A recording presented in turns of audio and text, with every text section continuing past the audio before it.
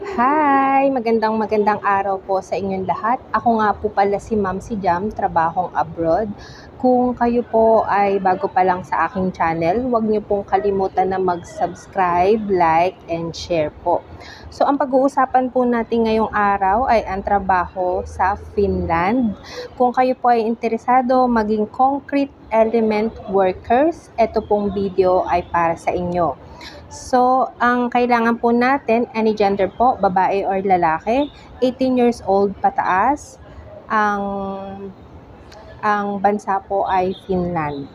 So, hindi na po tayo magpapaligoy-ligoy pa. Ang ating pong tatalakayin ngayon ay ang job description. So, yung job description po ay responsible po kayo sa preparation, placement, and finishing on concrete elements on various construction sites. Mix and prepare concrete according to specifications. Ensure the preparations of cement, sand, and water. Yung pagmimix po nung semento. Tapos, qualification po na hinahanap nila is 3 years working experience. Ang pinakamaganda po dito, ang kailangan po nila is kahit high school graduate po ay pwede.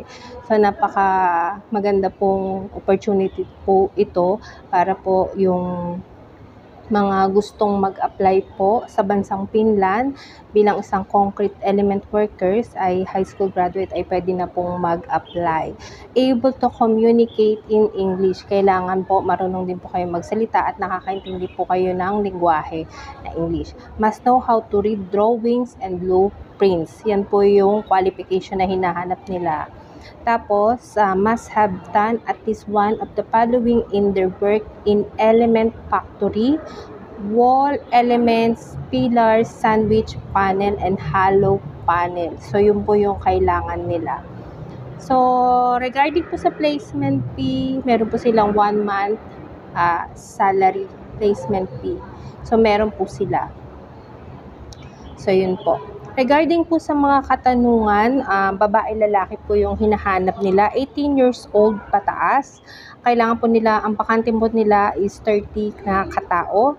So, yung kanilang per hour is 11.50 to 13.50 per hour euro. So, example na lang po ito, estimated po natin is yung 11.50 euro ay equivalent po sa 724 pesos per hour po ito. Kung 13.50 per hour euro, ay ito po ay nagkakahalagang 850 Philippine peso. Kung halimbawa po ay meron po kayong pasok na 8 hours. So, 724 times 8 hours is 5,792 per day, per 8 hours.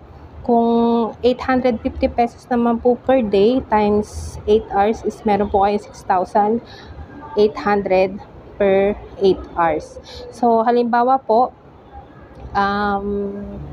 yung 8 hours na 724, meron po kayong sa isang buwan, wala po kayong day off, meron po kayong 173,760 Philippine pesos. So wala pa po itong overtime. At ito po ay walang off. Pero kung may off po kayo, syempre mababawasan po ito. At syempre, depende rin po ito. Ito ay estimated lang po sa 8 hours. So hindi ko po alam kung ilang hours po kayo makaka-duty doon. At ito po ay estimated lang. Regarding po sa mga katanungan, ang agency po ay Golden Horizon Placement Agency, INC. So, ilalagay ko po dito sa baba. Meron po kasing mga nagtatanong sa akin. So, ang age po is 18 years old pataas. So, yung pinaka-limit age po, hindi ko po alam. Pwede po kayong magpunta mismo sa agency na nabanggit ko, yung Golden Horizon Placement Agency, INC, sa Manila po. Ang kanilang address po ay Unit C3 3rd floor, Rickson's Place 1, Anterton Core, Adrian's STS, North Fairview Park Subdivision, North Fairview, Quezon City. So, yan po yung address ng agency, Metro Manila. Meron po silang 1 month salary placement fee. So, mag-ipon po kayo kung gusto nyo pong mag-apply. Pinakamaganda po kasi dito is high school graduate. Pwede po kayong mag-apply at papuntang Finland. Kagandahan din po nito, hindi lang po high school graduate, per hour po yung inyong magiging sahod. So, kung ito po ay 8 hours, pwede rin po kayo na-duty ng 10 hours. Pero alam ko naman po tayo mga Pilipino, kahit 12 hours pa yan, kayang-kaya. Kasi masisipag po tayo, di ba?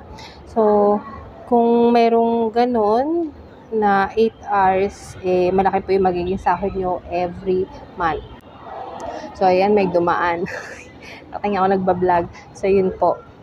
So, regarding po sa mga katanungan about sa age limit, pwede po kayong magsadya mismo sa agency. Regarding din po sa mga medical, kasi marami pong nagko-comment po sa akin, may mga surgery before at gusto po nilang mag-apply, pwede po kayo mismo magpunta sa agency regarding po sa inyong mga katanungan, at dun po sa mga 50 plus o 40 plus, pwede po kayong pumunta sa agency. Pwede po nyo tanungin mismo sa agency. So, yun po. Sa mga katanungan din po sa mga accommodation, day off, malapit lang ba yung trabaho sa bahay. So, itanong nyo na po lahat. Qualification pala na hinahanap nila is maximum of 3 years working experience po ang hinahanap nila ng concrete element workers. So, dito po sa Finland, kung halimbawa po meron po kayong experience na 2 years po or 2 years and 6 months, di pa po umabot ng 3 years, pwede po kayong magtanong mismo sa agency. Kung halimbawa po more than 3 years, mas mainam po, advantage po iyon kung more than 3 years po yung inyong experience. Pero kung lower than 3 years po, pwede po kayong magtanong mismo sa agency. Kasi merong mga agency naman po na nilalagay nila yung ganito, pero tinatanggap nila as long na alam nila na talagang meron kang experience. Kasi kahit naman marami tayong experience, kung wala naman tayong natutunan at wala tayong alam sa trabaho natin, wala rin po iyon. So, mas mainam din po na meron kayong kaalaman once na in-interview din po kayo ng agency. Regarding po kung ano po yung a-applyan ninyo, or bilang concrete element workers, kailangan po maging active po kayo sa interview po nila. So, yun po, at sana po ay nakatulong po ako sa inyo sa mga naghahanap po ng trabaho, especially po dito sa Finland. Napakagandang opportunity po ito kasi mataas po siya per hour. Imagine po per hour, no, yung 588 pesos, kung tutuusin, parang isang araw na yan sa atin sa Pinas. Ito per hour lang. Napakagandang opportunity po dito sa mga concrete element workers yung trabaho po sa Finland. Kung kayo po ay bago pa lang sa aking channel, huwag niyo pong kalimutan na mag-subscribe, like, and share po. So, maraming salamat po sa inyong pagsubaybay po sa aking channel. Pasensya na po kung di po ako nakakapag-reply at nag-heart lang po ako kasi yung iba po kasi alata kasing hindi nila tinatapos or hindi talaga totally nanonood ng aking vlog. Kasi kahit naman yung agency, nababanggit ko na sabi ano po yung agency, ano daw agency, ganyan. So, meron naman din pong mga nambabash, so hindi ko na lang po rin papatulan. Mas mainam na rin po na para hindi rin po kayo ma-scam, kayo na lang po pumunta dun sa agency para po lahat po ng katanungan ninyo masagot din ng agency regarding po sa pag-a-apply or kung ano man po yung mga katanungan ninyo, especially yung mga age limit. So yun lamang po at maraming salamat.